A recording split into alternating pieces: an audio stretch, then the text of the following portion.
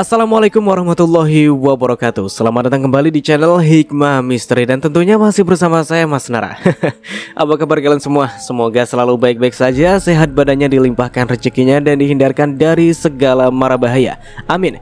Di kesempatan kali ini saya akan menceritakan sebuah cerita drama rumah tangga dengan judul Erangan Tengah Malam, melanjutkan dari part sebelumnya. Oke, seperti biasa sebelum ke ceritanya, bagi kalian yang belum subscribe channel ini, silahkan bisa subscribe dulu lah dan aktifkan lonceng notifikasinya agar kalian tidak ketinggalan cerita menarik dari channel Hikmah Misteri yang akan selalu meributkan hati kalian. Dan jangan lupa juga untuk share and like agar Mas Nara lebih semangat lagi untuk menghibur kalian. Oke, kalau sudah, terima kasih, and so just try keep up with me. Iya, jawabku pelan. Jarum jam telah menunjukkan pukul 2 tengah malam ketika Dini dan suaminya keluar dari rumahku. Kini tinggallah aku seorang diri di ruang depan ini. Karena saat tadi Dini dan suaminya berbalik badan untuk pergi, suamiku pun berbalik badan masuk ke kamar. Tanpa peduli dengan rintik hujan yang mulai turun dan hembusan angin yang dingin menusuk kulit, aku terduduk di lantai ruangan yang dingin. Dada terasa sesak karena sesal telah begitu cepat mengucap curiga pada suamiku. Andai aku bisa menahan diri tidak berucap begitu padanya waktu itu, mungkin keadaannya tidak akan seperti ini. Hingga jam dinding menunjukkan pukul 4 dini hari, aku masih duduk menapaki lantai dengan hati pedih. Kemarahan suamiku membuat hatiku kalut. Entah bagaimana jadinya nanti di saat tes itu benar-benar dilakukan dan dia terbukti tidak bersalah. Mungkin dia akan semakin mendiami diriku. Karena mata sudah saling rekat karena mengantuk, aku memilih bangun dan berjalan pelan menuju kamar anak-anak. Malu rasanya masuk kamar suamiku, karena sejak tadi dia mendiamiku tanpa mau menyapa sedikit pun. Kurentangkan tubuhku di sisi Elina. Dalam sekejap lelap telah membuaiku. Mata mengericap, aku terbangun karena teriakan dari suara rengekan Tiara. Begitu kelopak mata terbuka sempurna, cahaya matahari yang masuk melalui celah gorden membuatku silau. "Bangun, Bu, sudah siang," ucap Tiara sambil menarik tanganku.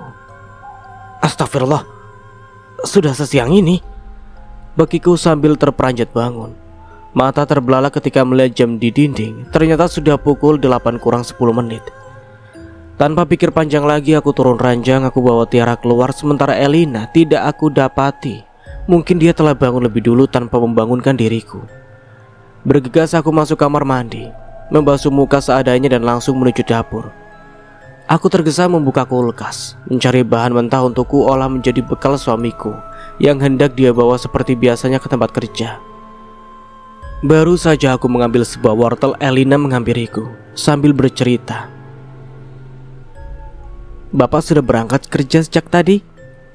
Aku melepas kembali wortel di tanganku, kemudian berdiri menghadap Elina. "Kok bisa? Ini kan belum jam 8. Bapakmu biasa berangkat pukul 8? Tanyaku dengan bingung. Suamiku bekerja di sebuah pabrik pembuatan triplek. Biasanya dia berangkat tepat pukul 8 dan pulang jam 5 sore. Beberapa bapak-bapak muda di kampung ini juga kerja di tempat sama dengan suamiku, termasuk Arif, suami Dini. Aku bingung juga panik dan kesal juga. Kenapa harus bangun kesiangan? Jika suamiku sudah berangkat, bekal apa yang dia bawa? Di tempat kerjanya itu jauh dari keramaian. Tidak ada penjual makanan dan nasi di sana. Semua pekerja selalu membawa bekal dari rumah. Apa mungkin dia nebeng bekal pada Arif ya? Lirikku. Tidak mau berandai-andai, aku masuk kamar dan mengambil HP. Tapi baru saja HP mulai aku hidupkan, mataku menangkap HP miliknya tergeletak di atas kasur. Suamiku meninggalkan HP-nya. Sepertinya dia lupa. Tidak mau kehabisan, akan aku menelpon Dini untuk menanyakan apa Arif membawa bekal lebih. Tapi jawaban dari Dini justru membuatku tercengang. "Sekarang hari Jumat, suami kita libur kerja," ucapnya. "Jadi sekarang hari Jumat," lirikku. "Iya, memangnya ada apa? Mengapa menanyakan bekal di pagi Jumat seperti ini?"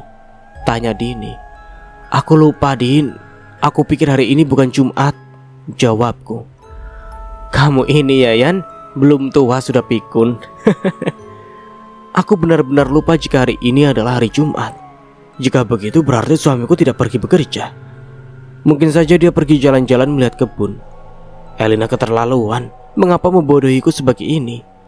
Setelah percakapanku dengan Dini usai, aku kembali ke dapur untuk membuat sarapan. Sejam, 2 jam, 3 jam suamiku tidak kunjung pulang. Nasi goreng yang telah tersaji di meja makan sudah dingin dan mengeras. Karena penasaran kenapa dia tidak kunjung pulang dan sebenarnya berada di mana, aku memilih mencarinya ke kebun yang berjarak cukup jauh dari rumahku. Sebelum berangkat aku meminta Elena untuk membawa adiknya ke rumah Dini. Agak sukar juga membujuk mereka untuk pergi ke sana, karena sejak matahari terbit tadi mereka sudah merengek ingin pergi ke rumah Delima. Dengan arah marah mereka bisa diam, tapi tetap cemberut hingga kini.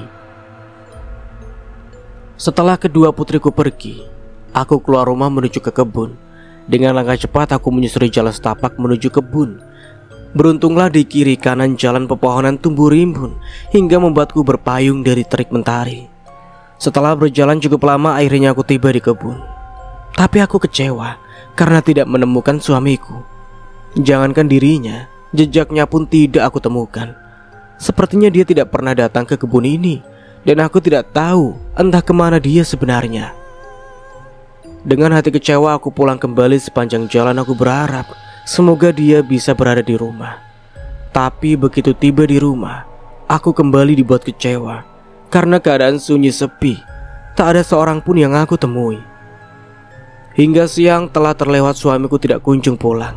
Bahkan saat sore dan malam telah tiba, tak ada tanda-tanda dia akan kembali. Saking paniknya aku menelpon mertuaku, menanyakan keberadaan suamiku, tapi mertuaku ternyata tidak tahu juga. Arif dan Dini sama paniknya. Saat pulang dari kebun tadi, aku langsung mengabarinya dan saat itu juga Arif berangkat ke pabrik mencari saudaranya itu. Tapi di sana dia tidak menemukan siapapun. Pabrik sepi karena memang hari libur. Langit mulai menghitam, malam merangkak membawa hawa dingin dan juga hujan rintik. Semakin lama hujan turun semakin deras. Tanpa terasa jarum jam telah menunjukkan pukul 10 lewat. Dan sampai saat ini suamiku tidak kunjung pulang. Kemana perginya Rahma? Keluh Arif begitu matahari terbit. Dia dan anak istrinya menginap di rumahku. Entahlah, aku tidak tahu apa yang ada di dalam hatinya hingga tiba-tiba pergi tanpa kabar seperti ini. Ucapku sambil mengelus rambut Tiara. Sejak semalam dia selalu menanyakan kemana ayahnya. Bersabarlah, mungkin hari ini dia akan pulang, ucap Dini yang baru keluar dari dapur. Sejak tadi dia berketut di dapur untuk membuat sarapan. Hari ini aku tidak masuk kerja lah. Aku akan berkeliling mencari Rama, ucap Arif. Jangan biarkan masalah ini sampai pada ibu. Bila nanti dia menelpon katakan saja jika Rama sudah pulang, sambungnya lagi. Aku dan Dini mengangguk setuju. Langit yang semalam kelam berselimut awan hitam dan meneteskan hujan kini menjadi cerah. Awan putih menepi soal memberi celah pada langit biru. Tanah basah dan genangan air akibat hujan semalam membuat angan enggan untuk turun ke halaman. Ditambah juga keadaan hati yang sedang tidak menentu membuatku mendekam diri di dalam rumah. Yan, aku pulang untuk beres-beres rumah dulu ya. Setelah selesai aku akan kesini lagi kok, pamit Dini setelah suaminya berangkat mencari Rahma. Iya, pulanglah, ujarku, mencoba melengkungkan senyum untuk membalas budi baiknya. Sungguh, aku sangat beruntung mempunyai ipar seperti dia dan suaminya. Di saat susah seperti ini mereka dengan sigapnya membantu. Setelah Dini pergi, rasa sepi merajam hati karena dia pergi membawa kedua putriku juga. Kedua anakku tetap merengek ingin ikut meski aku dan Dini mencegahnya. Saat aku tengah termangu seorang diri, terdengar kasak-kusuk ibu-ibu yang sepertinya sedang berbicara sambil berbelanja pada penjual sayur keliling yang biasa mangkal di depan rumahku. Apa yang mereka bicarakan? Mengapa terdengar begitu ramai sampai dalam rumah? Gumamku karena penasaran dan karena hendak membeli lauk pauk juga. Akhirnya aku keluar. Begitu tubuhku keluar dari gerbang, Tanti langsung menyapaku dengan pertanyaan. Kamu sudah tahu berita baru, Yan? Berita baru apa? Tanyaku sambil terus melangkah mendekati mereka. Tahu tidak? Kemarin sore Pak Ali melihat Delima sedang bersama seorang lelaki di ujung desa sana, ucapnya. Bersama seorang lelaki? Gumamku. Entah kenapa hatiku langsung tertuju pada suamiku. Karena sejak kemarin dia menghilang. Dengan cepat aku menggeleng, menepis prasangka buruk yang mulai merusak otak. "Kamu kenapa, Yan?" tanya Tanti. Sepertinya dia memperhatikan gelagatku. Tidak apa-apa. Lalu apa Pak Ali tahu siapa lelaki yang bersama Delima itu? Tanyaku berusaha mengalihkan perhatian Tanti. Itu masalahnya. Pak Ali tidak tahu siapa lelaki itu. Kata beliau tidak bisa melihat lelaki itu dengan jelas karena membelakangi tempatnya. Waktu itu dia sedang berada di dalam mobil, kemudian melihat Delima sedang berdiri di depan rumah makan, dan lelaki itu berada di hadapan Delima. Pak Ali bilang tangan lelaki itu mengelus kepala Delima. Kata Pak Ali juga lelaki itu mencium bayi Delima. Bu Hesti, kerabat dekat Pak Ali, menambahkan. Lalu mengapa Pak Ali tidak turun saja untuk melihat dengan jelas siapa lelaki itu? Tanyaku dengan cepat. Pak Ali turun, Yan. Saat dia baru saja turun dari mobil, lelaki itu sudah pergi. Bahkan Delima juga sudah menaiki motor. Sepertinya dia dibawa ojek. Bu Hesti kembali menerangkan. Aku mengambil nafas panjang, membuangnya dengan kasar. Aku kesal. Mengapa selalu saja bukti tidak kuat yang ditemukan dalam masalah Delima? Selalu saja semuanya samar. Kali ini pun penglihatan Pak Ali tidak bisa dijadikan bukti. Karena lelaki yang dilihat Pak Ali tidak jelas. Juga lelaki itu hanya mengelus dan mencium bayi Delima. Aku menarik nafas lagi, membuangnya lebih kasar. Aku cemas. Mengapa Delima ditemukan bersama lelaki di saat suamiku sedang menghilang? Apa mungkin lelaki yang dilihat Pak Ali itu adalah ayah dari anak-anakku? Hatiku semakin tidak karuan mendengar berita ini. Aku bingung harus berbuat seperti apa lagi. "Suamimu kemana, Yan?" tanya Bu Indah dengan tiba-tiba.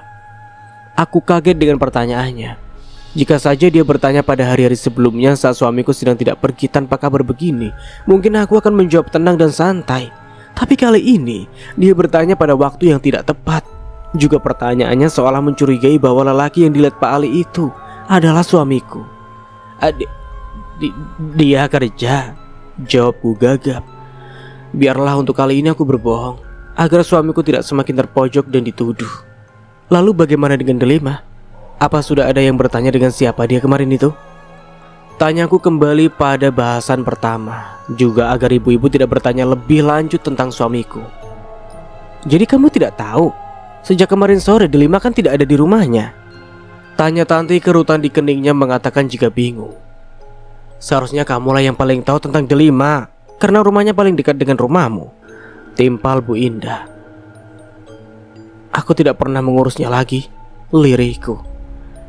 Ya juga, untuk apa kamu mengurus wanita yang telah dilecehkan suamimu? Ketus Bu Indah. Suamiku hanya terduga, ibu tidak boleh menuduhnya sembarangan tanpa bukti yang jelas, jawabku sengit. Meski aku juga meragukan suamiku, tapi hatiku tetap sakit ketika ada orang yang mengatainya seperti ini. Rasa hatiku semakin berubah sakit dan tidak menentu. Setelah membeli lauk pauk, aku pamit kembali ke rumah. Tidak kuhiraukan tatapan sinis Bu Indah dan yang lainnya. Bahkan ada rasa sesal dalam hatiku. Kenapa keluar rumah dan ikut berkumpul bersama orang-orang yang memojokkan suamiku? Matahari bersinar semakin terik. Beginilah jika musim hujan panas, mentari terasa lebih terik. Setelah semua lauk pauk yang tadi aku beli menjadi matang dan siap santap, Dini datang lagi bersama anak-anak. Menyusul pula suaminya kembali lagi membawa berita hampa. Setengah hari dia berkeliling bertanya ke sana kemari, tapi Rama tidak juga dia temukan. Mengapa menghilangnya Rama bertepatan dengan kepergian Delima sih? Malah ibu-ibu bercerita bahwa Pak Ali melihat Delima bersama laki-laki. Sungut Dini sambil menyuguhkan kopi untuk suaminya. Jadi Delima juga pergi? Arif bertanya kaget. Hampir saja gelas yang berada di tangannya terjatuh. Ada apa? Mengapa sekaget itu? Tanya Dini dengan raut cemas. Aku pun ikut panik melihat ekspresi Arif. Aku salah. Waktu pulang tadi aku mampir ke rumah Pak RT untuk mengabarkan kehilangan Rama. Keluhnya dengan wajah pucat. Aku dan Dini mengeluh bersamaan. Mau tidak mau warga akan gembar kembali semakin menuduh suamiku. Mereka pasti memastikan yang bersama Delima itu benar-benar suamiku. Arif pun terlihat menyesal. Bahkan kopi yang telah disuguhkan istrinya urung dia minum. Matahari semakin menjauh dan mulai condong ke barat. Hujan mulai turun lagi disertai gemuruh kecil. Meski begitu warga tidak enggan untuk datang lagi berkerumun ke rumahku. Rumahku kembali gaduh oleh kasakusuk mereka. Dengan terang-terangan mereka menuduh dan mencerca suamiku, mengatainya pengecut dan lain sebagainya. Aku pening mendengar semua ucapan mereka. Hatiku pedih, air mata tak hentinya menetes. Ingin rasanya aku berteriak mengusir mereka, tapi aku berusaha menahan diri. Dini dan Arif terus memberikan kekuatan dan semangat. Mereka berucap dengan yakin bahwa Rahma tidak sedang bersama Delima. Aku yakin yang bersama Delima itu bukan Rahma kok, ujar Arif. Sudah, jangan mengelak dan membela saudaramu lagi, Rif. Jika bukan Rahma siapa lagi? Lihatlah di kampung ini hanyalah Rahma yang menjadi tersangka. Dan sekarang hanya dia juga yang menghilang.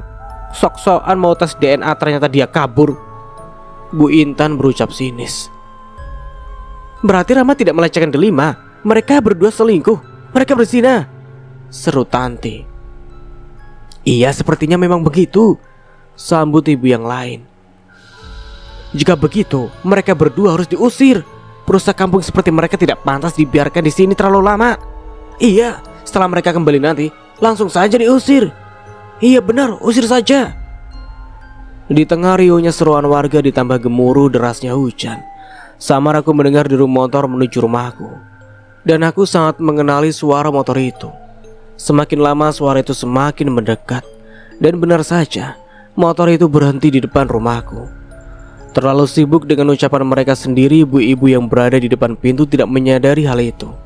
Dengan cepat aku menyibak kerumunan yang memenuhi ruangan depan rumahku. Aku keluar dan berseru begitu melihat suamiku telah berada di halaman rumah dengan tubuh basah kuyup. Kakak pulang, seruku sambil turun ke halaman, menerobos hujan dan mendekap erat tubuhnya. Bukankah aku seorang pezina? Lalu kenapa kamu mau mendekapku? Lirihnya hampir tidak terdengar.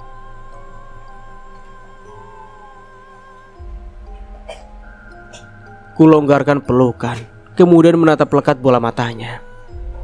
Aku khawatir menunggumu sejak kemarin. Mengapa pergi tanpa pamit? Ucapku dengan bibir bergetar, karena malu juga sedih dengan ucapannya. Tidak perlu khawatir, aku baik-baik saja, ucapnya kemudian melangkah meninggalkanku yang masih mematung di tengah derasnya hujan. Sebelum suamiku naik ke teras rumah, Dini, Arif dan juga yang lainnya sudah berkerumun menyambutnya. Kamu sudah pulang, Ram? Mengapa pergi tanpa pamit dan tanpa kabar? Tanya Arif sambil menyambut saudaranya itu. Aku pergi mencari uang. Uang yang kau punya tidak cukup untuk biaya tes DNA, jawabnya. Aku menaiki teras juga, berdiri di sisi Rama. Aku ingin dia istirahat, paling tidak mengganti bajunya dulu, karena melihat dari raut wajahnya dia terlihat sangat lelah. Aku belum tahu mencari uang seperti apa yang dia maksud. Aku tidak ingin bertanya soal itu dulu. Saat ini aku sangat bersyukur karena dia pulang dengan selamat. Kamu mencari uang kemana? Di sini kami sangat cemas. Aku mencarimu ke segala tempat loh, ujar Arif. Sudahlah Arif, biarkan dia istirahat dan ganti baju dulu. Kasihan dia pasti kedinginan, ucapku menyela ucapan Arif. Arif menyetujui ucapanku, tapi Rama yang sepertinya masih marah padaku tidak mengindahkan kata-katanya. Keinginannya justru berkerut menanyakan mengapa begitu banyak orang berkerumun. Sebelum aku dan Arif membuka mulut menjawab pertanyaannya, Bu Intanlah yang lebih dulu bersuara. Tentu saja kami berkumpul di sini untuk meminta pertanggungjawabanmu. Kali ini kami tidak mau berbelit-belit lagi. Kami sudah sepakat untuk langsung mengusirmu bersama si Delima itu. Di mana dia? Mengapa tidak pulang bersamamu? Apa maksudmu membawa pulang Delima? Juga mengapa main usir seenaknya? Bentak suamiku. Alah, jangan pura-pura, jangan membodohi kami lagi. Kamu tidak pulang sejak kemarin karena kabur bersama wanita jalang itu kan? Iya kan? Kalian berdua pezina yang harus segera diusir dari kampung ini, seru Bu Indah. Bu Indah, jaga ucapanmu. Rama belum menjadi tertuduh. Bukti yang kalian berikan tidak bisa membuatnya menjadi tertuduh. Jangan memancing keributan dengan pendapatmu sendiri. Pak RT membentak dengan raut geram. Bu Intan terdiam. Dia mundur beberapa langkah mungkin untuk menghindari tatapan tajam Pak RT juga Arif dan Rama. Terlebih suamiku yang masih berbahasa kuyup itu. Dia terlihat sangat kesal pada Bu Intan. Bahkan dengan langkah pelan dia seperti mengejar Bu Intan yang berusaha bersembunyi di balik punggung Tanti. Dosa apa yang telah aku lakukan padamu hingga begitu gencar menuduhku? Bahkan aku belum tahu apa yang terjadi sebenarnya. Tapi kamu sudah berteriak menempatkan diri menjadi provokator untuk mengusirku. Meski Bu Intan bersembunyi, Rama tetap bertanya geram kepadanya. Mungkin karena Rama terlihat tidak bisa mengendalikan amarahnya, Pak RT mendekat lalu berkata padanya, "Sudahlah Ram, ganti dulu bajumu. Kita bicarakan semua ini dengan kepala dingin. Tidak usah terpancing dengan ucapan asal seperti ini," ucap Pak RT sambil menepuk pelan pundak suamiku. "Tapi dia sudah keterlaluan Pak RT. Emosiku tidak terkendali karenanya." "Ah!" Rama berteriak dan menjambak kasar rambut basahnya. "Sabar kak, mari masuk dulu ganti bajumu," ucapku sambil menggapai lengannya. Dia menoleh menatapku beberapa saat, mengambil nafas panjang kemudian mengangguk mengikuti ajakanku. Alhamdulillah, lirihku dalam hati. Ternyata hatinya tidak mengeras lagi. Dia mau mendengarkanku. Setelah pamit pada Pak RT, kami masuk kamar dengan beriringan. Tidak peduli dengan hiruk pikuk orang-orang di ruang depan sana. Begitu tiba di dalam kamar, aku dekap kembali tubuh suamiku, kemudian meminta maaf padanya dengan setulus hati. Meski hati masih ragu, tapi aku berusaha membuatnya seyakin mungkin bahwa dia tidak bersalah. "Tidak perlu meminta maaf, karena aku sudah memaafkanmu. Justru akulah yang meminta maaf, karena telah pergi tanpa memberikan kabar sedikit pun. Aku sudah membuatmu cemas," ucapnya sambil membelai jilbabku. "Mereka menuduh kakak berzina dengan Delima. Pak Ali melihat Delima bersama seorang lelaki, dan semua ibu-ibu berkeyakinan jika lelaki itu adalah kakak. Karena kebetulan kemarin kakak sedang tidak ada di rumah. Sebenarnya kemana kakak pergi? Mengapa tiba-tiba menghilang seperti itu?" ucapku disertai tangis yang mendadak pecah. "Oh, jadi itu sebabnya mereka mau mengusirku," geramnya. "Kita keluar saja, biar masalahnya cepat selesai," ucapnya lagi sambil melangkah. Raut wajahnya terlihat sangat marah. Saat aku keluar, suasana ruang depan masih ramai dengan kasakusuk. Sepertinya keadaan malah bertambah panas. Aku belum tahu apa penyebabnya. Yang aku lihat Dini sedang bersih tegang dengan Bu Intan. Mereka terus saling sambut sinis, meski para lelaki dan Pak RT melerai. "Aku justru curiga suamimu lah yang sebenarnya sudah berzina dengan Delima. Kamu sengaja memfitnah Rama, iya kan?" bentak Dini. "Pih, suamiku lelaki baik-baik. Mana mungkin dia berzina dengan wanita seperti Delima," bentak Bu Intan. "Diam, kenapa kalian tidak bisa dilerai? Semuanya diam. Mari kita selesaikan masalah ini dengan kepala dingin," seru Pak RT. Semua akhirnya diam. Tanpa diminta, Rama mengambil tempat duduk di dekat Pak RT. Sementara diriku memilih mendekati Dini sekalian menenangkannya. Setelah suasana hening dan semua orang diam menyimak, Pak RT mulai menanyai Rama. "Rama, jawab dengan jujur. Di mana kamu kemarin?" "Bukankah aku sudah katakan, kemarin aku menghilang karena mencari uang. Aku ikut truk temanku yang mengangkut barang ke pulau seberang. Yana dan Arif tidak bisa menghubungiku karena aku lupa membawa HP. Aku juga tidak pamit pada istriku karena berangkat sangat pagi. Waktu berangkat dia dan anak-anak masih pulas. Aku tidak tega mengganggu mereka."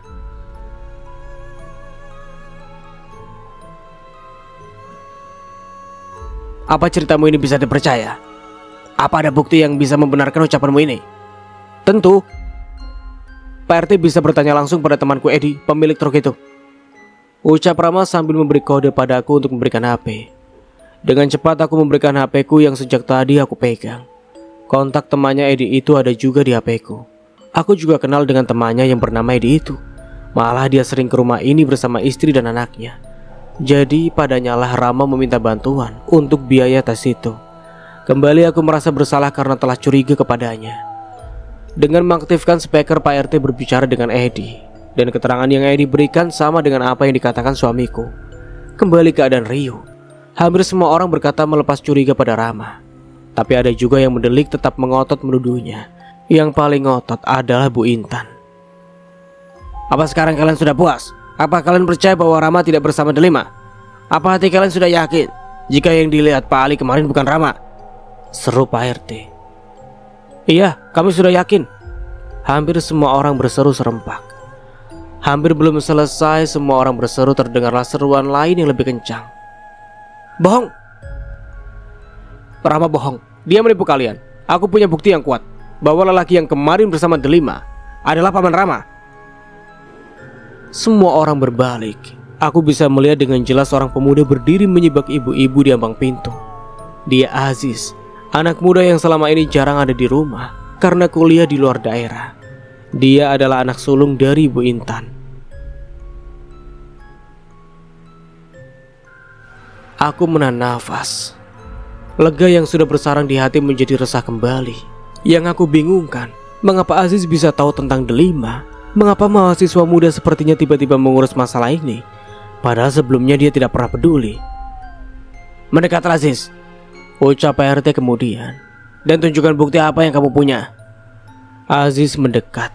Begitu tiba di depan Pak RT, dia mengeluarkan lembaran-lembaran foto dari dalam tasnya.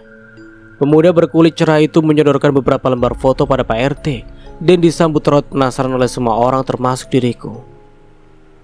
Foto apa yang dibawa Aziz? Dari mana dia tiba-tiba mendapatkan foto itu? Bisik Dini. Entahlah, jawabku dengan hati semakin resah. Saat Pak RT membolak-balikan foto yang disodorkan Aziz di depan semua orang berseru dan kembali memaki. Bagaimana tidak? Dalam foto yang sengaja dipamerkan Pak RT, nampak suamiku sedang mendekap dan membelai Delima. Di lembar lain Rama mencium bayi Delima. Lembar lainnya lagi dia menggandeng wanita yang mengakui dirinya dilecehkan itu. Dadaku sesak, persendian terasa lemas. Aku pusing. Selama ini aku sudah curiga pada suamiku, tapi berusaha membantah. Kini sudah terbukti keburukan suamiku. Terbukti juga kebusukan Delima. Selama ini mereka selingkuh. Delima yang sudah sangat dekat denganku tega berkhianat dengan lelaki yang menjadi ayah dari anak-anakku. Yan, kamu kenapa? Tanya Dini sambil menggoyang tubuhku yang mulai oleng. Kesadaranku mulai menurun. Panggilan Dini dan riuhnya orang-orang yang mencerca suamiku terdengar samar. Aku merasakan tubuhku diguncang dan bau menyengat kemudian membuat kesadaranku pulih kembali. Sabar Yan, jangan lemah begini, ucap Dini sambil mendekap tubuhku. Air matanya mengalir deras. Dek, jangan percaya dengan fitnah murahan seperti ini. Ini fitnah. Foto-foto itu editan, seru suamiku yang kini sudah berada di depanku. Rama, masih saja kamu berkelit. Padahal bukti sudah ada. Bukti kuat malah. Meski kesadaranku baru pulih, aku bisa melihat bibir Bu Intan mencibir. Ucapannya itu terdengar sinis. Foto itu editan. Aku tidak percaya dengan foto itu. Aku tidak pernah melakukan itu. Aku berani bersumpah tidak pernah berbuat begitu dengan Delima. Suamiku berdiri, kemudian berteriak keras. Kamu tidak usah banyak ucap lagi. Sejak kemarin aku diam dan tidak ikut menuduh karena bukti belum kuat. Tapi kali ini aku tidak akan diam lagi, karena bukti yang memberatkanmu sudah ada. Pak Ali angkat bicara. Kamu yang salah, kamu juga yang berkata keras seperti ini. Iya, setelah bukti ada mengapa kamu justru marah? Hatiku makin perih ketika kini bapak-bapak juga ikut bicara menyalahkan suamiku. Jangankan orang lain, aku yang sebagai istrinya pun merasa kembali ragu kepadanya. Apa benar yang dia katakan? Foto sejelas itu adalah editan. Sekarang kalian percayakan dengan yang aku katakan? Cibir Bu Intan. Kami kan memang percaya sejak kemarin. Iya, kita sudah curiga bahwa Rama dan Delima selingkuh. Sekarang tunggu apa lagi? Usir saja dia. Rama dan Delima harus diusir dari kampung ini. Iya, usir saja Rama. Dia harus pergi dari kampung ini. Air mata tidak bisa terbendung lagi. Di samping rasa sakit karena pengkhianatan Rama, aku juga merasa pedih karena memikirkan nasib kedua putriku. Entah apa yang akan mereka katakan bila tahu dan mengerti bahwa ayah mereka diusir. Saat suasana riuh tidak terkendali, seorang pemuda bernama Andi berseru. Tenang dulu. Ada apa nih? Teriak Pak RT mengalahkan riuhnya suara orang yang berteriak mengusir suamiku. Yang dikatakan Kak Rahmat tadi ada benarnya juga. Foto yang diberikan Aziz bisa saja hasil editan. Jawab Andi dengan seruan pula, karena orang-orang terutama para ibu masih saja riuh. Apa bisa seperti itu? Tanya Pak RT. Foto itu begitu jelas. Apa bisa hasil editan? Yang lain juga ikut menimpali. Bahasan orang-orang langsung beralih. Kini mereka meributkan tentang foto asli atau hasil editan. Perhatian mereka kini tertuju pada pemuda berkulit coklat dengan tubuh tinggi yang menjulang itu. Andi adalah pemuda yang cukup berpengaruh di kampung ini. Meski usianya tidak terlalu jauh dibandingkan Aziz, tapi dia sudah dituakan. Bahkan hasil editan temanku di kota lebih nyata dari foto ini, ucap Andi sambil menunjuk lembaran foto yang tergeletak di depan Pak RT. Kamu jangan ngada-ngada, Andi. Mana bisa foto senyata itu kamu bilang editan? Untuk apa juga anakku akan berbuat nyeleneh mengedit foto Rama dan Delima? Sambut Bu Intan dengan sinisnya. Iya, kayak kurang kerjaan aja. Aku ini anak kuliahan, aku sibuk. Mana sempat mencampuri urusan seperti ini. Bila tidak secara kebetulan aku pergoki paman Rama dan wanita itu sedang bersama kemarin sore. Timbal Aziz. Jadi kamu sendiri yang mengambil gambar ini? Dengan mata kepalamu sendiri kamu menyaksikan Rama dan Delima? Tanya Pak RT. Iya, aku melihatnya. Aku melihatnya sendiri, jawab Aziz. Di mana kamu melihatku, Ziz? Tanya Rama dengan mata memerah.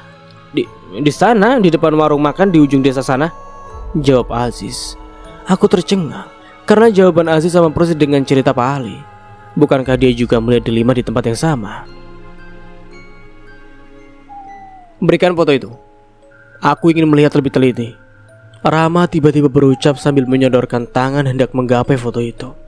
Andi mendekat. Dengan sopan dia memungut foto yang tergeletak, kemudian mendekat pada Rama. Lalu mereka sama-sama meneliti foto itu. Apa benar kamu mengambil foto ini di depan warung makan? Tanya Andi kemudian.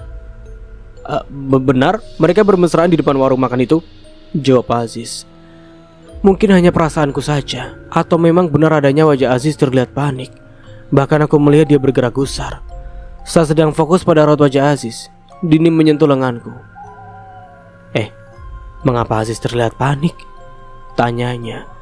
Ternyata bukan aku saja yang melihat raut panik Aziz. Dini juga merasakannya. Aku juga berpikir begitu, Din. Aziz nampak panik dan gusar, ucapku. Sepertinya ada yang tidak beres, geram Dini. Apa mungkin Aziz berbohong? Geramku pula. Gelagat Aziz membuat hati tidak menentu. Jika tadi sudah kembali curiga pada Rama, kini hati kembali ragu. Sepertinya ada yang salah dengan foto ini. Seruan Andi membuat pikiran berantakanku kembali fokus. Aku kembali fokus pada foto dan apa yang dikatakan Andi. Ada yang salah bagaimana? Tanya Pak RT. Lihatlah baik-baik. Latar foto ini tidak berada di depan warung makan seperti yang dikatakan Aziz. Foto ini berlatar di sebuah kebun, seperti hutan. Teriak Andi. Benarkah? Benarkah begitu? Oh, berarti Aziz berbohong. Kembali suasana menjadi riuh. Aku tidak bohong. Tadi aku salah. Aku mengambil foto ini di hutan kecil perbatasan desa. Paman Rama dan Delima bertemu di hutan kecil itu. Mereka juga berpisah di sana, seru Aziz. Mengapa bicara pelin-pelan, Aziz? Tadi berkata begitu dan kini berkata lain. Mana yang benar? Atau memang benar foto ini hanya hasil editan? Ucap Pak RT. Itu benar. Itu bukan hasil editan. Saat keadaan riuh, HP yang berada di tanganku berdering. Keningku berkerut karena panggilan yang masuk ternyata dari Delima. Untuk apa wanita ini menelponku? Geramku dalam hati. Itu panggilan dari Delima, ucap Dini karena dia juga melihat layar HP-ku. Untuk apa dia menelponmu? Entahlah, mungkin ada yang penting. Sebaiknya aku terima saja. Ucapku lalu menyentuh tanda terima. Yan, tolong aku. Aku disekap di gudang kosong. Tolong aku, Yan. Ha! Begitu panggilan diterima, terdengar teriakan Delima. Bahkan aku mendengar suara berisik, juga teriakan kesakitan dari Delima. Setelahnya tidak ada suara lagi dan panggilan pun terputus. Delima! Delima! Ada apa denganmu, Delima? Aku berteriak panik. Apa yang terjadi dengan Delima? Benarkah dia disekap? Meski panggilan telah terputus, aku terus berseru memanggil Delima. Orang-orang yang semula riuh menjadi diam karena seruanku. Semua mata kini tertuju padaku dengan kening berkerut bingung. Ada apa dengan Delima? Mengapa kamu berteriak begitu? Tanya Dini. Ada apa denganmu, Dek? Dengan siapa tadi kamu bicara? Suamiku juga bertanya. Yang barusan menelpon itu Delima. Dia bilang sedang disekap di gudang kosong. Ucapku dengan keras agar semua orang mendengar. Apa? Disekap? Semua orang bertanya hampir bersamaan. Iya, jawabku. Apalagi ini? Sandiwara apalagi nih? Lengging Bu Intan. Sandiwara bagaimana maksudmu, Bu Intan? Tanya Pak RT. Aku yakin ini sandiwara yang sengaja dimainkan oleh Delima itu. Tentu saja ada orang yang bersamanya melakoni drama ini. Jawab Bu Intan seraya menatap tajam ke arah suamiku. Maksud kamu apa, Bu Intan? Mengapa berkata begitu sambil menatapku? Apa kali ini kamu juga menuduhku bermain sandiwara pula? Rahma bertanya geram. Aku tidak pernah berkata begitu, tapi kamu sendiri yang mengucapnya. Sebaiknya kamu mengaku saja, Rahma, biar masalah ini selesai dengan cepat. Kami semua sudah muak mengurusimu terus, ujar Bu Intan. Sampai mati pun aku tidak akan pernah mengakui perbuatan yang tidak pernah aku lakukan. Jika memang kalian muak dan ingin mengusirku, usir saja. Aku lebih baik terusir daripada mengakui perbuatan nista yang sama sekali tidak pernah aku lakukan. Ayo, usir saja aku, raut suamiku. Wajahnya terlihat sangat geram. Sebenarnya bagaimana ini? Mengapa masalah ini semakin melebar? Bukannya selesai, kini malah semakin runyam. Bagaimana juga dengan Delima itu? Benarkah dia disekap? Mengapa dia juga harus menghilang seperti ini saat suamiku telah siap untuk dites? Bila Delima ada di sini, maka masalahnya bisa selesai dengan cepat. Karena bayinya dan suamiku bisa dites DNA. Mengapa juga Bu Intan itu sangat gencar menuduh suamiku? Bisa aku lihat dengan jelas dia seperti memaksa agar suamiku mengakui keburukan ini. Sedang suamiku juga menolak dengan keras. Apa sebenarnya maksud Bu Intan? Apa jangan-jangan kasus Delima ini ada kaitannya dengan dirinya? Apa mungkinkah suaminya lah ayah dari anak Delima? Jika kamu terbukti bersalah, maka kamu memang harus diusir. Ucap keras dari Pak Ali membuatku tersadar dari pikiranku sendiri. Ayo usir saja, tapi aku minta jangan libatkan anak dan istriku dalam masalah ini. Bila ingin mengusir, biar aku seorang yang kalian usir. Biarkan istri dan anakku tetap tinggal di rumahku ini, ujar suamiku. Tidak bisa seperti itu, tolakku. Akhirnya aku bicara juga. Suamiku belum terbukti bersalah. Kita harus menemukan Delima dulu agar anaknya dan suamiku bisa melakukan tes DNA seperti yang sudah kita sepakati. Alah, untuk apa tes-tesan segala? Buang-buang waktu saja. Suamimu itu sudah terbukti bersalah dan dia harus segera diusir, cepatnya juga, serga Bu Intan. Hei, Yana, mana bisa kami menemukan Delima sementara suamimu sendirilah yang pura-pura menyekapnya, bentak Tanti. Itu tidak benar, aku tidak pernah menyekap Delima. Bahkan melihatnya pun aku tidak pernah, sanggah Rama dengan cepat. Alah, mana ada maling mau mengaku, cibir Bu Intan. Masalah ini tidak akan selesai bila kalian begini terus, bentak Pak RT kemudian dengan suara keras. Bentakan Pak RT membuat kami semua terdiam. Setelah aku pikir, kasus Delima ini sebaiknya ditutup saja, ucap Pak RT lagi. Loh, kok ditutup? Mana bisa begitu? Keadaan riuh kembali, hampir semua orang menolak dengan ucapan Pak RT. Tenang dulu, tenang, aku belum selesai bicara, seru Pak RT. Semua orang kembali diam dan kembali Pak RT berseru. Kasus ini tidak bisa dipecahkan di tingkat kampung. Itu sebabnya sebaiknya ditutup saja. Kasus ini akan dilimpahkan ke polisi saja, biar mereka yang mengurusnya dan membekuk pelaku yang sebenarnya, ucap Pak RT. Polisi? Semua orang bergumam. Polisi? Bahkan Aziz juga bergumam. Kenapa harus melibatkan polisi segala? Protes Bu Intan. Ibu Indah terlihat gusar. Terlihat jelas hanya dia seorang yang paling panik dan tidak setuju dengan ucapan Pak RT. Terlebih setelah suamiku mengatakan persetujuannya dengan keinginan Pak RT, dia semakin menolak keras dengan segala macam alasan. Sudahlah Pak RT, laporkan saja kasus ini pada polisi agar aku bisa bebas secepatnya, teriak suamiku.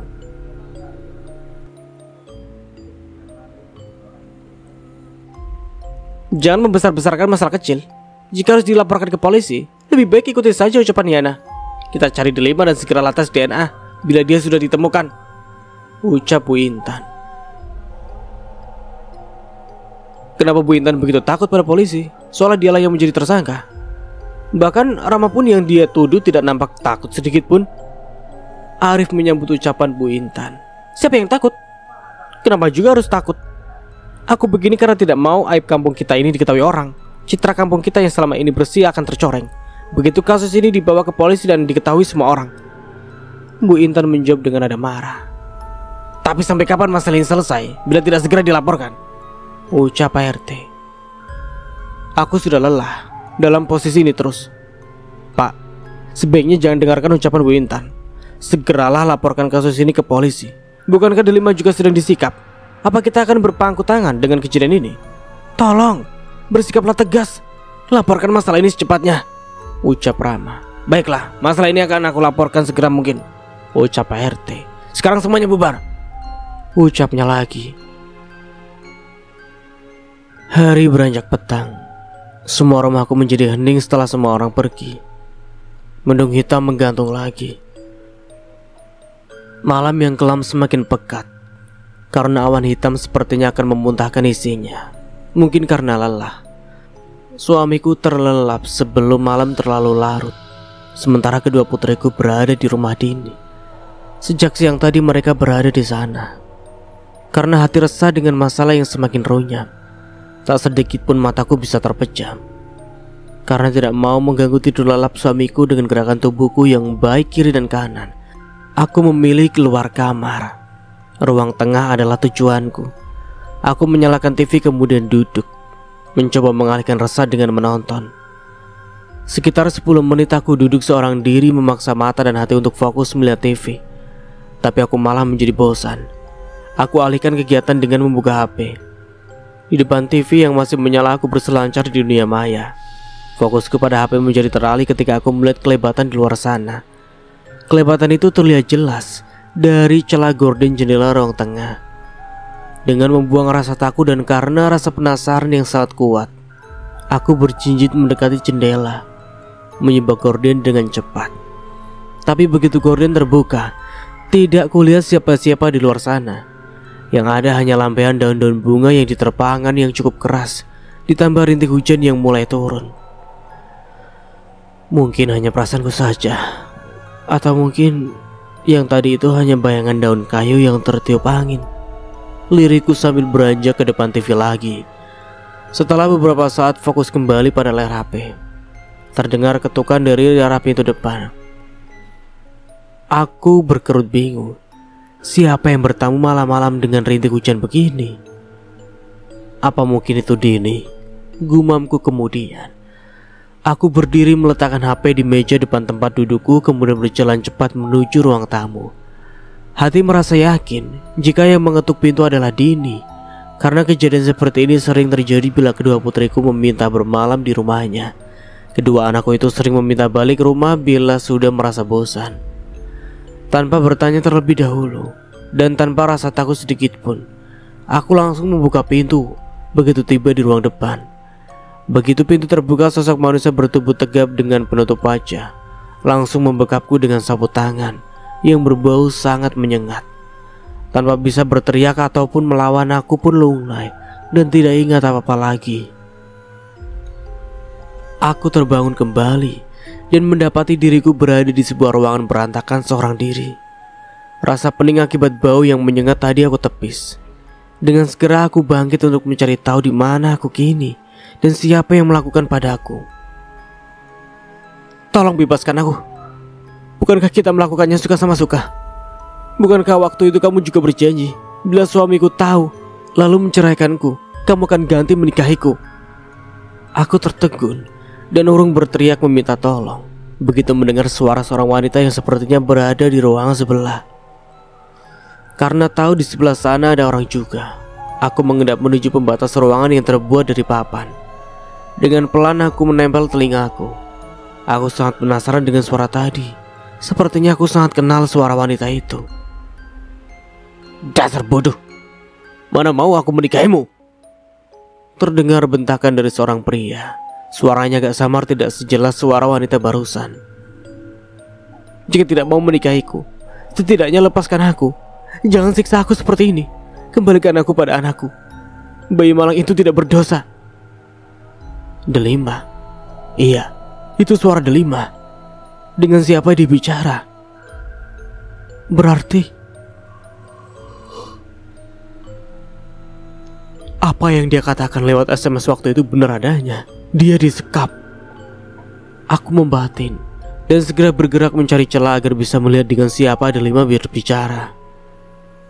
Sepertinya penyekapanku ini ada hikmahnya. Aku bisa tahu dengan jelas masalah Delima. Kini dengan telingaku sendiri aku mendengar Delima berkata bahwa dia melakukan itu atas dasar suka sama suka. Berarti benar firasat suamiku. Ternyata dia tidak dilecehkan. Tapi tunggu, siapa sebenarnya lelaki yang berbicara dengan Delima itu? Apa mungkin dia suamiku? Dengan rasa hati yang tidak menentu, aku terus bergumam sambil melangkah pelan. Jangan mengaturku, cukup diam saja di sini.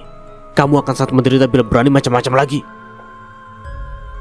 Rasa penasaranku semakin tidak terkendali. Aku juga sangat berambisi untuk segera tahu siapa lelaki yang menjadi ayah dari bayi Delima itu. Akhirnya setelah mencuri dengan sabar dan teliti, aku menemukan sebuah celah kecil, tapi cukup untuk melihat ke ruangan sebelah. Begitu mata tertempel di dinding, nampak olehku sosok Delima yang duduk di bangku dengan tangan dan kaki terikat. Di depannya berdiri angkuh seorang lelaki yang mengenakan penutup wajah. Pantas saja suaranya tidak jelas. Ternyata lelaki itu menggunakan masker. Meski lelaki itu mengenakan penutup wajah, aku bisa tahu jika dia bukan suamiku. Postur tubuh suamiku tidak seperti lelaki itu. Juga kulit lengan dan tangannya yang kelihatan cerah sangat jauh berbeda dengan kulit suamiku yang coklat tua. Dalam keadaan terkurung aku berucap syukur. Aku bersyukur dengan rasa lega dan haru karena suamiku bukan ayah dari bayi Delima. Suamiku bukan pemerkosa dia. Dia juga bukan pezina selama ini. Dan selama ini aku telah salah ikut curiga pada suamiku. Kamu boleh menyiksaku, tapi tolong jangan sakiti bayiku. Jangan sakiti bayi kita, Delima meminta dengan memelas. Bayi kita. Aku tidak yakin bayi itu benihku. Bagaimana dengan Rama yang selalu membawamu ke sana kemari? Aku yakin lelaki itu juga sering menjamahmu. Aku semakin menajamkan mata serta telinga. Begitu lelaki misterius itu menyebut nama suamiku. Dari mana lelaki itu mengenali suamiku? Apa mungkin dia satu kampung denganku? Dia tidak seperti itu. Rama lelaki baik. Dia tidak pernah menyentuhku secuil pun. Aku mohon jangan fitnah dia lagi. Rama dan istrinya sangat baik padaku. Aku tidak pernah percaya dengan ucapan wanita murahan sepertimu. Wanita yang rela menghabiskan uang suami demi membayar laki lain tidak pantas dipercaya. Hah? Ternyata begitu kelakuan Delima. Lelaki yang bersamanya dan menjadi ayah dari bayinya adalah lelaki yang dia bayar dengan uang suaminya. Mengapa Delima begitu bodoh melakukan zina dengan membayar pula? Aku sangat penasaran seperti apakah wajah lelaki di depan Delima itu hingga Delima rela membayarnya.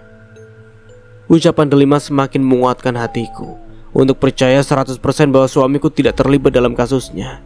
Selama ini suamiku ternyata difitnah, dan pembuat fitnah adalah ayah sebenarnya dari bayi Delima, orang yang kini sedang aku intai.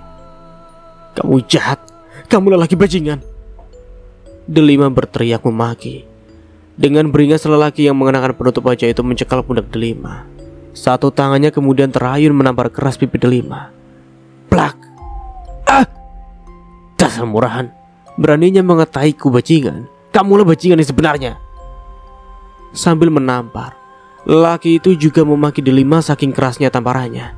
Delima sampai terjatuh beserta bangku yang dia duduki.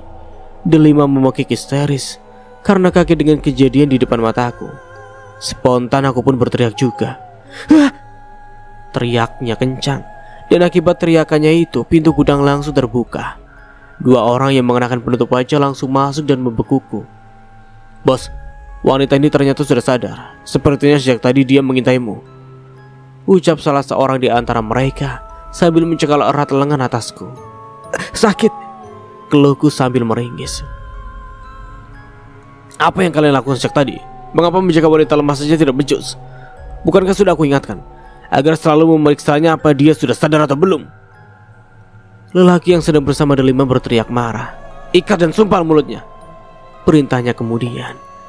Dengan sekuat tenaga aku berontak, mencoba melepaskan diri dari dua lelaki yang memaksa mengikatku. Meski tidak membuahkan hasil, aku terus berontak dan berteriak, "Tolong!" Teriakku sekeras mungkin. "Tolong! Tolong! Cepat sumpal mulutnya agar suaranya tidak terdengar lagi." Lelaki yang tadi bersama delima kini sudah berdiri di ambang pintu. Entah apa yang sudah dia lakukan pada delima, hingga wanita yang tiba-tiba melahirkan itu tidak bersuara lagi. Atau mungkin dia tidak sadarkan diri karena tamparan tadi. "Bajingan, tunjukkan wajahmu. Hei, tukang fitnah, pengecut!" Umpatku sebelum kedua lelaki yang telah selesai mengikat kaki dan tanganku berhasil menyumpal mulutku.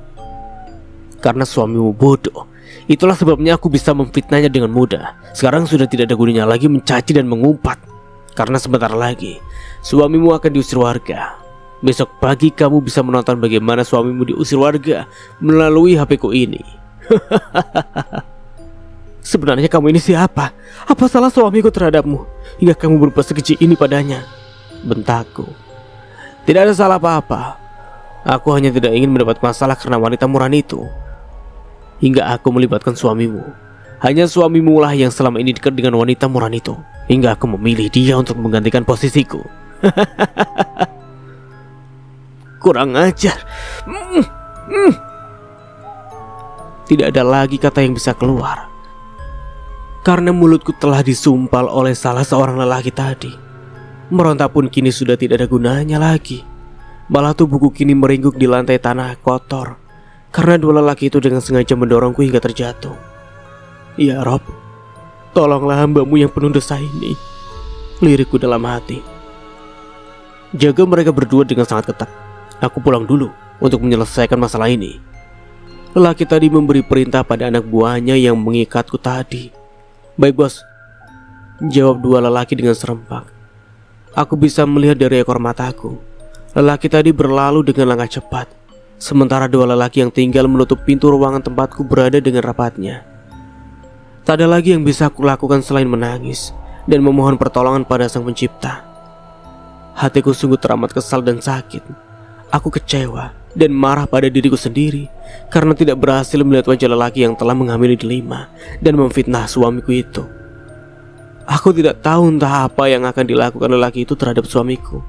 Drama apa lagi yang akan dia mainkan untuk menghasut warga agar mereka mau mengusir suamiku. Oke, kita beralih ke sudut pandang Rama. Terlalu lelah fisik dan pikiran membuatku tidur lebih awal. Aku merasakan kering di tenggorokan. Entah setelah berapa lama terlelap.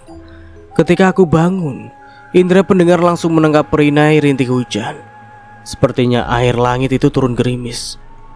Mata mengerjap menatap jam dinding yang sudah menunjukkan pukul 2 tengah malam. Aku kaget tidak menemukan istriku tidur di sampingku. Kemana Yana pergi? Gumamku dengan cepat. Aku turun ranjang kemudian mencari keberadaan istriku itu. Kuabaikan rasa kering di tenggorokan. Rasa cemas dan bingung karena tidak mendapati Yana di sebelahku membuat hausku seakan sirna. Dengan langkah cepat aku mengintari seluruh bagian rumah sambil berseru memanggilnya. "Yana, Yana, kamu di mana? Yan, apa kamu di kamar mandi?" Tanyaku sambil membuka pintu kamar mandi yang berada di dekat dapur. Tidak kutemukan siapapun di dalamnya. "Yan!" seruku lagi sambil melangkah lebar menuju ruang depan dan melewati ruang tengah. Langkahku terhenti ketika aku mendapati TV masih menyala. "Yan, kamu di mana?" seruku lagi sambil kembali melangkah cepat menuju ruang depan. Tubuh kaku mematung ketika mendapati pintu depan terbuka lebar. Siapa yang membuka pintu? Apa Yana yang keluar rumah tengah malam begini, lalu lupa menutup pintu? Gumamku seorang diri. Kubuang rasa kagetku dengan cepat aku keluar, turun ke halaman menerobos gerimis. Aku mencari Yana di semua sudut halaman rumah, dan aku semakin tidak karuan begitu menyadari gerbang halaman pun terbuka. Aku cemas, juga bingung, kemana sebenarnya Yana pergi? Apa mungkin Yana menyusul anak-anak ke rumah Dini?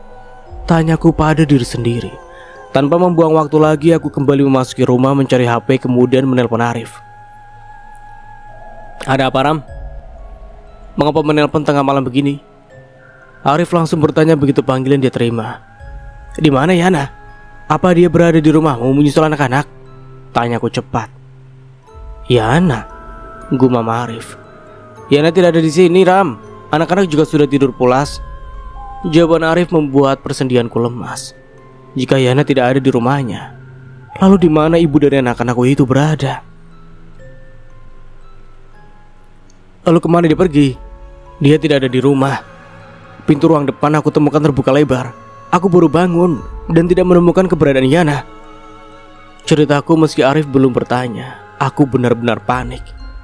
Astagfirullah, kemana Yana pergi tengah malam begini? Arif pun terdengar panik.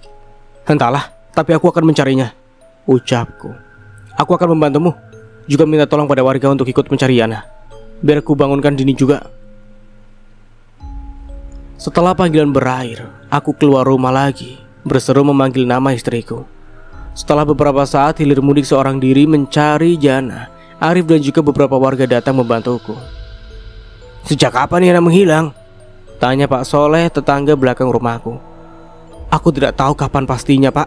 Aku tahu dia tiada sejak aku bangun tadi. Dengan cepat aku menerangkan awal kejadiannya, bukan hanya pada Pak Soleh, tetapi pada semua bapak yang ada. Sebaiknya kita berpencar, bangunkan juga warga lainnya agar ikut serta mencari Yana. Setelah mendengar ceritaku, Pak Soleh memberi perintah. Sebagian warga berpencar, sebagian lagi mendatangi rumah-rumah warga, membangunkan mereka guna membantuku mencari Yana. Bukan cuma bapak-bapak yang bangun dan turut membantu, ibu-ibu juga turut bangun dan mulai bergosip yang tidak-tidak. Terlebih saat Bu Intan juga hadir di antara mereka, kegaduhan baru langsung dia ciptakan. Sepertinya Yana minggat karena tidak sanggup menahan malu mendapati kenyataan bahwa suaminya selingkuh, serunya. Sepertinya memang begitu. Kasihan Yana ya. Padahal selama ini dia begitu baik pada wanita genit itu, tapi dia hianati. Bukan cuma Delima saja yang genit, suami Yana juga yang tidak kalah gatalnya. Terlalu fokus pada menghilangnya Yana dan belum ketemu, meski seluruh kampung sudah digeledah, membuat hatiku enggan untuk meladeni ucapan ibu-ibu. Hati dan pikiranku hanya tertuju pada Yana. Tak ada sedikit pun niatku untuk berdebat dengan mereka seperti siang tadi. Mengapa hanya berputar di luar saja? Mengapa tidak mencari petunjuk di dalam rumahnya? Seru Bu Intan kemudian, setelah hampir semua orang berkumpul lagi setelah sebelumnya terpencar. Yang diucapkan Bu Intan benar. Mungkin ada petunjuk yang ditinggalkan di dalam rumah, sambut Pak RT. Tanpa membuang waktu, aku mengajak mereka menuju rumahku. Dan semua orang kemudian menggeledah mencari petunjuk keberadaan istriku. Dini dan Arif bergegas masuk ke kamar, mencari-cari sesuatu yang bisa dijadikan petunjuk. Tapi mereka keluar dengan tangan hampa. Saat tengah mutar-mutar mencari di ruang tengah, aku menemukan HP Yana tergeletak di bawah meja. Dengan cepat aku mengambilnya. Saat mengambil HP itu, Pak RT melihatku. Dia kemudian mendekat ingin ikut memeriksa HP milik Yana. HP Yana ditemukan. Baru saja layar HP hidup, Bu Intan berseru di belakangku. Dengan serta-merta semua orang kemudian berkumpul di dekatku. Bagaimana, Ram? Apa ada petunjuk di HP itu? Tanya Arif. Aku terdiam, lidahku seakan keluh. Aku sangat kaget. Begitu membaca pesan yang ada di HP istriku, ada beberapa pesan masuk dan keluar. Pesan masuk dari Delima, sementara pesan keluar dia kirim ke kontakku. Sejak tadi aku tidak memegang HP. Aku tidak tahu jika Yana telah mengirim pesan seperti ini padaku. Aku pergi. Tidak sudi rasanya untuk tetap tinggal dengan berzina sepertimu. Urus saja kedua anakmu. Aku akan pergi jauh dan tidak akan kembali lagi.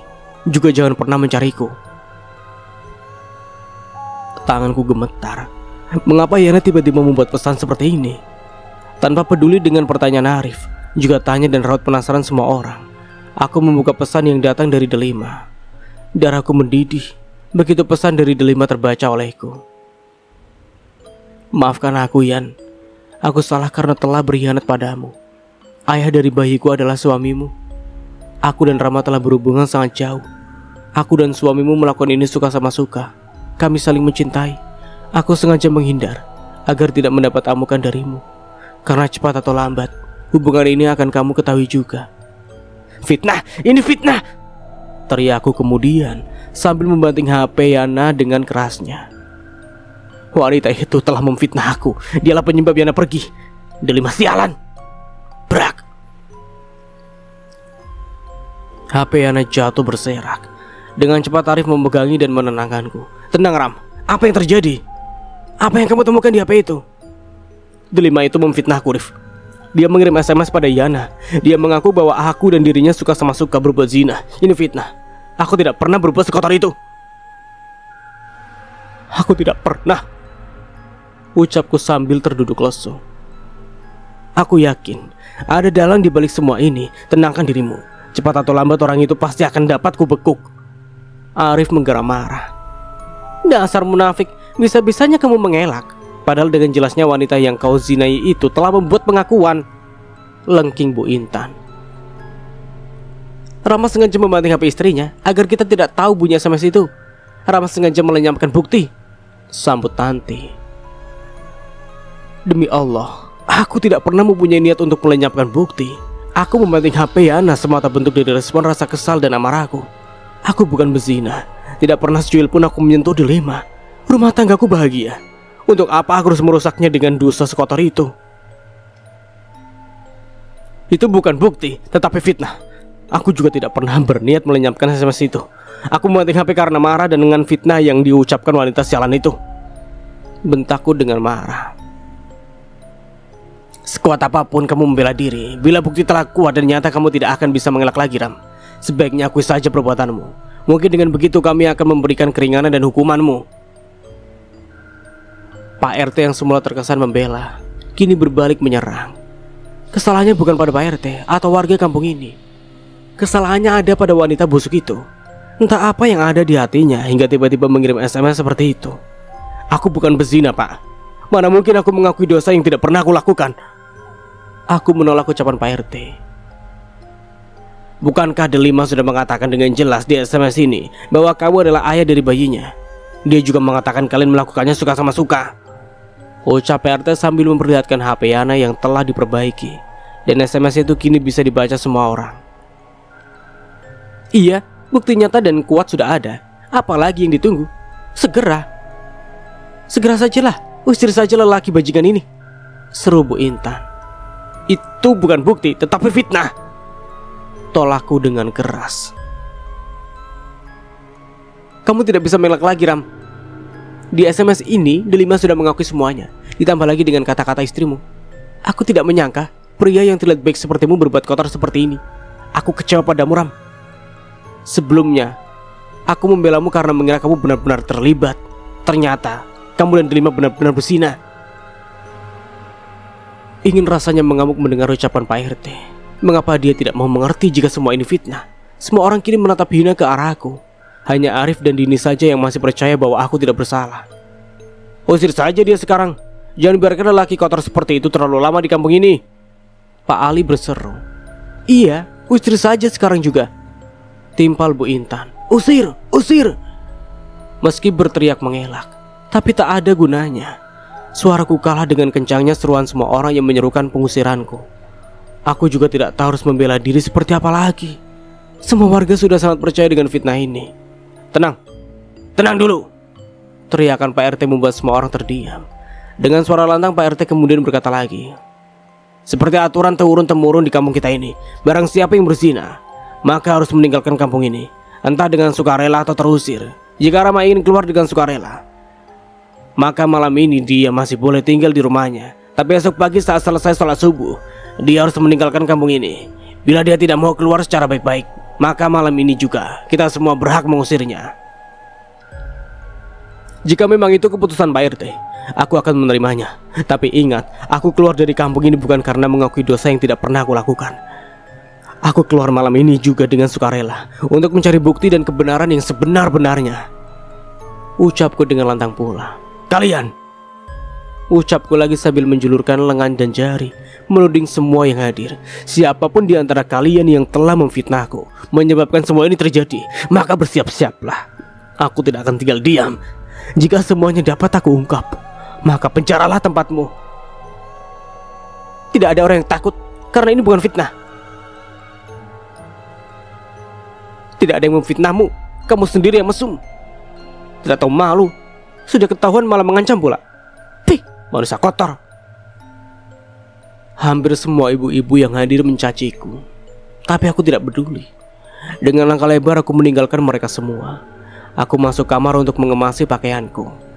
Tanpa aku minta Arif dan istrinya mengikutiku. Begitu tiba di kamar, aku langsung berkata pada mereka, aku mohon, jagalah anak-anak. Aku tidak mungkin membawa mereka, karena tujuanku ke rumah ibu. Penyakit ibu akan kambuh bila dia tahu semua ini. Aku akan ke sana tanpa memberitahu kebenaran yang terjadi. Cukup ayah saja yang akan aku ceritakan. Jangan khawatir anak-anak, dia akan aman bersamaku, ucap Dini. Iya, pergilah, kita akan atur semuanya setelah kamu di rumah ibu. Penjahat sebenarnya akan kita temukan, bagaimanapun caranya, sambut Arif. Yang aku khawatirkan justru Yana. Tadi aku sudah menelpon orang tuanya. Mereka berkata Yana tidak ada di sana. Sebenarnya kemana Yana kabur? Ucapan Dini membuatku kian panik. Jika tidak ke rumah ibunya, lalu kemana lagi Yana akan pergi? Juga dengan apa Yana akan pergi ke rumah orang tuanya malam-malam begini? Sementara motor pun masih ada di sini. Juga jarak rumah orang tua Yana di rumahku ini cukup jauh.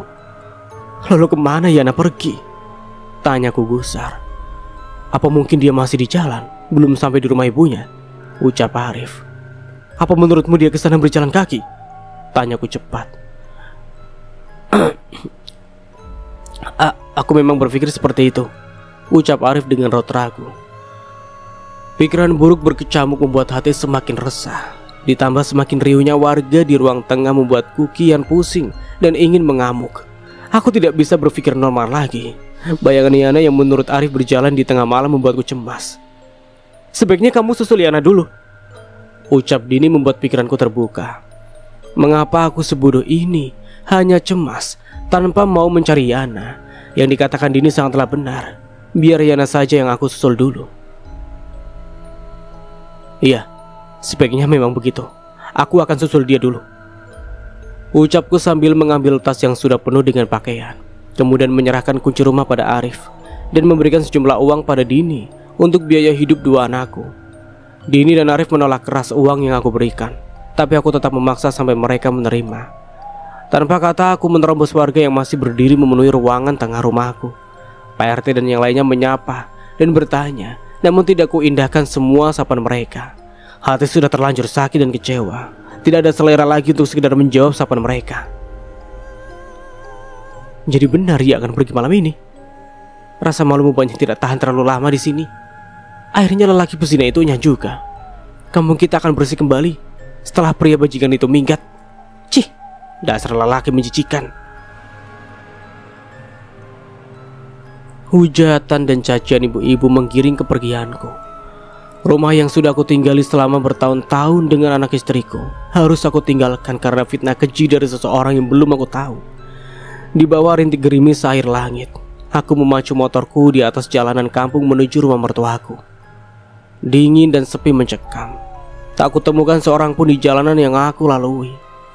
Hanya suara serangga dan binatang malam lainnya saja yang menemaniku. Aku berharap apa yang dikatakan Arif tidak benar. Aku tidak tahu apa jadinya jika Yana benar-benar nekat jalan kaki di tengah malam begini. Kupacu kencang motorku, menerobos gerimis dan gelapnya malam. Tak ada sedikit pun rasa takut.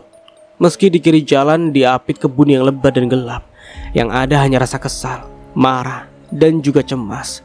Aku marah pada mereka semua, tapi juga cemas dengan keberadaan Yana. Pikiran buruk datang silih berganti. Setelah begitu jauh berkendara, tapi sosok Yana tidak aku temukan juga. Terlebih saat gapura kampung mertuaku sudah nampak. Rasa cemas dan takut akan Yana membuat keringat dingin bercucuran. Padahal malam gerimis dan sangat dingin. Dalam kecemasan yang tidak terkira, hatiku sedikit mempunyai harapan jika Yana kini sudah tiba di rumah ibunya. Aku membujuk hati resahku agar sedikit tenang, berharap Yana baik-baik saja dan kini sudah berkumpul dengan keluarganya. Malam sudah mendekati dini hari. Ketika aku tiba di rumah mertuaku, Suasana begitu sepi. Pintu rumah mertuaku tertutup rapat. Semua orang pasti sedang tertidur pulas. Dengan hati berdebar tidak karuan aku menaiki teras rumah mertuaku, kemudian mengucap salam dan mengetuk pintu.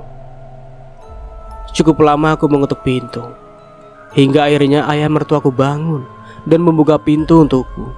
Raut kagetnya tidak bisa disembunyikan begitu melihatku berdiri lesu dengan basah kuyup.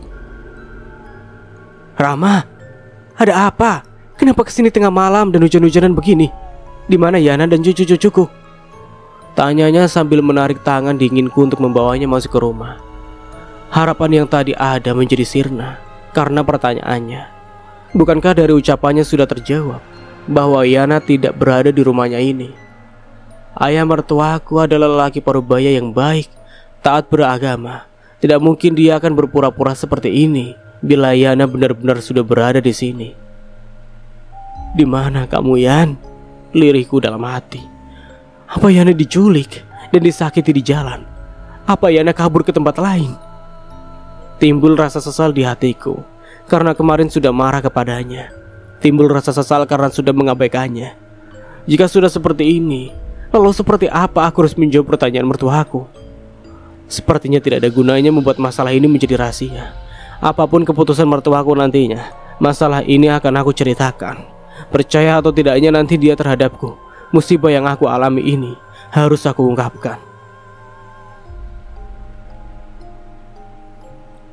Jangan melamun dan jangan pikirkan apa-apa dulu. Abaikan juga pertanyaanku tadi. Sekarang ganti bajumu dulu agar tidak masuk angin. Lelaki parubaya yang berstatus mertuaku itu tergesa memintaku mengganti baju. Dari raut wajahnya aku bisa membaca ada kepanikan yang mendalam. Tapi sebagai orang tua yang bijak, dia menyembunyikan itu dan malah memintaku berganti baju dulu. "Masuk kamar dan ganti bajumu dulu. Bapak akan membuat teh hangat untukmu," ucapnya lagi sambil mendorong tubuhku masuk ke kamar yang biasa aku gunakan saat bermalam bersama istri dan anakku.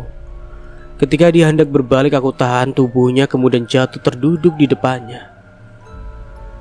"Maafkan aku, Pak. Aku telah gagal menjadi suami bagi anakmu," ucapku lemah. "Ada apa? Apa sebenarnya yang terjadi?" tanya mertuaku sambil membawa aku berdiri kembali. "Ganti dulu bajumu dan ceritakan dengan tenang," ucapnya lagi sambil berbalik dan keluar kamar dengan cepat. Aku biarkan dia pergi. Bergegas aku melepas baju basahku kemudian menggantinya dengan baju kering yang aku bawa. Beruntunglah air hujan tidak menembus kulit tasku. Setelah berpakaian rapi, aku keluar kembali menemui ayah mertuaku. Lelaki parubaya yang nampak lebih muda dari usianya itu duduk tengah di ruang tengah. Dengan langkah ragu aku mendekatinya. Dengan isyarat dia memintaku duduk di dekatnya. Baru saja aku duduk, ibu mertuaku keluar sambil membawa nampan berisi 2 gelas teh. Ibu juga bangun?" tanyaku gagap. "Iya," jawabnya sambil meletakkan gelas teh di depanku. "Cepat minum tehnya agar tubuhmu menjadi hangat."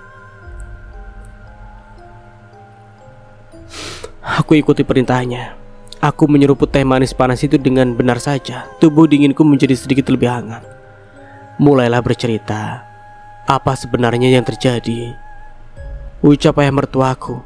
Kemudian setelah aku beberapa kali menyeruput tehku, aku mematung sesaat, mengumpulkan segenap keberanian untuk mengutarakan semua masalah yang sedang aku alami. Marah atau tidaknya mertuaku nanti, itu adalah resiko.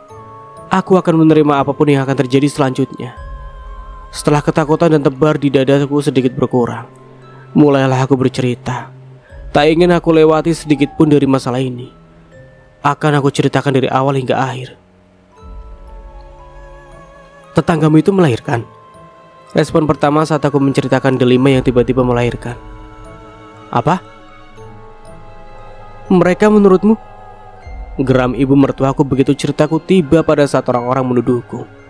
Ketika sampai pada masalah Yana yang kabur, ibu mertuaku langsung berdiri dan membentak marah. "Jadi Yana kabur? Mengapa kamu tidak katakan tentang itu sesegera mungkin? Jadi itu sebabnya Dini menelpon. Anakku hilang dan kamu diam saja." Aku tidak diam, Bu. Aku kesini untuk mencari Yana. Aku pikir dia kabur kesini," ucapku pedih. "Yana tidak pernah kesini," jawab ayah mertuaku. Raut wajahnya terlihat sangat panik. Di mana anak kita, Pak? Kemana kita harus mencarinya? Ucap ibu mertuaku. Tanpa bisa ditolak lagi, tangisnya pecah. Aku akan mencarinya, Bu. Dimanapun dia berada, aku harus bisa menemukannya. Ucapku dengan penuh keyakinan. Ucapanmu jangan hanya di bibir saja. Ketemukan anakku segera mungkin. Aku tidak peduli dengan tuduhan mesumum itu. Aku juga tidak peduli apakah kamu benar-benar atau tidak. Aku tidak peduli kamu melakukannya atau tidak. Yang aku pedulikan hanyalah anakku. Kembalikan anakku secepat mungkin. Dia adalah anak perempuanku satu-satunya. Yana, di mana kamu, Nak? Aku menekuk wajah, tidak tahu harus berkata apa lagi. Aku hanya bisa diam ketika ayah mertuaku menenangkan istrinya yang meraung itu. Sabar, Bu. Yana pasti kita temukan. Pasti bisa. Ucapnya sambil mengelus lembut pundak istrinya. Cari Yana sekarang juga, Pak. Jangan santai begini. Dalam waktu sekian detik saja keselamatan anak kita bisa terancam. Ucap ibu mertuaku di sela raungannya. Aku terasa tertampar dengan ucapan ibu mertuaku. Tapi benar apa yang dia katakan. Keberadaan Yana tidak diketahui. Juga entah apa yang terjadi padanya membuatku seharusnya tidak bersantai seperti ini. Aku harus lebih keras lagi mencari Yana. Apapun kendalanya, aku harus terus mencarinya. Aku berdiri dalam diam. Kedua mertuaku tengah ada menatapku. Ada apa?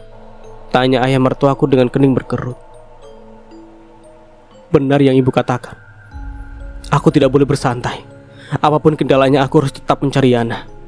Ucapku tanpa peduli dengan reaksi mereka. Aku pamit dan langsung melangkah keluar. Baru saja beberapa tapak aku melangkah, ayah mertua memanggilku. Dia juga ikut berjalan menyusulku. Rama, tunggu. Kita cari Yana bersama-sama. Ucapnya dan langsung membuatku berbalik badan. Aku menatap lekat wajah ayah mertuaku. Dia memang masih bugar, tapi tetap saja usianya sudah lanjut. Aku takut bila dia ikut, sakitlah yang akan dia dapatkan, karena di luar dingin disertai hujan. Sebaiknya malam ini biar aku saja yang lanjut mencari. Biar bapak mencari besok pagi saja. Ucapku kemudian. Jangan terlalu banyak kata. Cepat saja cari anakku. Sebelum ayah mertuaku berkata lagi, bentakan dari istrinya membuatku diam. Baik, Bu, aku akan pergi. Ucapku sambil menunduk dalam. Malu, cemas, panik dan entah rasa apa lagi kini yang bersarang di hatiku. Bapak tidak usah ikut dengannya. Sebaiknya Bapak menelpon Akbar dan Heru, biar Bapak mencari Yana bersamanya. Dengan mencari secara berpisah, anak kita akan lebih cepat ditemukan. Heru dan Akbar adalah kakak lelaki Yana. Mereka sudah menikah dan menetap di kampung ini juga. Apa yang dikatakan ibu mertuaku juga benar. Dengan berpencari Yana akan semakin mudah ditemukan. Dan tanpa membuang waktu lagi, aku pamit lalu keluar kembali menerobos hujan yang kini turun lebat. Samar aku mendengar azan subuh ketika diriku sudah berada di jalan sepi yang tadi aku lewati. Dengan kencang aku terus memacu motorku hingga tibalah aku di kampung anggrek yang bersebelahan dengan kampungku. Kuhentikan motor ketika tiba di surau kecil. Kutunaikan ibadah dan kembali melaju tanpa istirahat sedikit pun. Matahari perlahan naik. Bumi terang benderang bersamaan dengan redamnya hujan. Ketika penduduk mulai ramai berlalu lalang, aku mulai mengeluarkan foto Yana dan mulai menanyakannya pada semua orang. Usahaku tidak membuahkan hasil. Tak ada seorang pun yang tahu keberadaan Yana. Bukan hanya bertanya pada orang-orang, aku juga mendatangi tempat-tempat mencurigakan seperti gudang kosong atau yang lainnya. Namun Yana tetap tidak ketemu. Setelah di kampung anggrek tidak membuahkan hasil, aku meneruskan pencarian di kampung lain, dan hasilnya tetap nihil. Hingga matahari meninggi, pencarian tidak membuahkan hasil. Aku tidak peduli dengan lelah dan lapar yang aku rasakan. Aku terus mencari dan mencari. Meski mertuaku sudah menelpon mengatakan masalah ini sudah dilaporkan ke polisi, tetapi aku tetap mencari. Entah sudah berapa kali juga Arif menelpon menanyakan kabarku, menanyakan keberadaanku, menanyakan pula tentang Yana. Bahkan dia juga berkata sedang ikut mencari pula. Kami sama-sama gagal. Baik Arif, mertua, dan iparku belum ada yang berhasil menemukan istriku itu. Senja telah memerah. Seiring dengan semakin melemahnya tubuhku, lupa makan seharian ditambah berkeliling pula ke segala tempat membuat tenagaku terkuras. Rasa takut akan bahaya yang dihadapi Yana membuatku terus memaksa diri, meski kepala pusing dan mata berkunang. Aku terus memacu motor, meski tubuh semakin lemah. Di sebuah tikungan tubuh lemahku tidak stabil. Aku oleng, dan motorku pun jatuh. Beruntunglah aku jatuh di sisi jalan. Juga banyaknya pengendara lain yang langsung menolongku. Hingga aku tidak apa-apa, hanya lecet sedikit saja. Dan sampai di sini dulu ceritanya. Nantikan kelanjutan ceritanya di part berikutnya. Dari saya mohon maaf bila ada salah kata atau dalam penyampaian cerita. Akhir kata, wassalamualaikum warahmatullahi wabarakatuh. Sampai jumpa di video berikutnya and see you. Bye bye.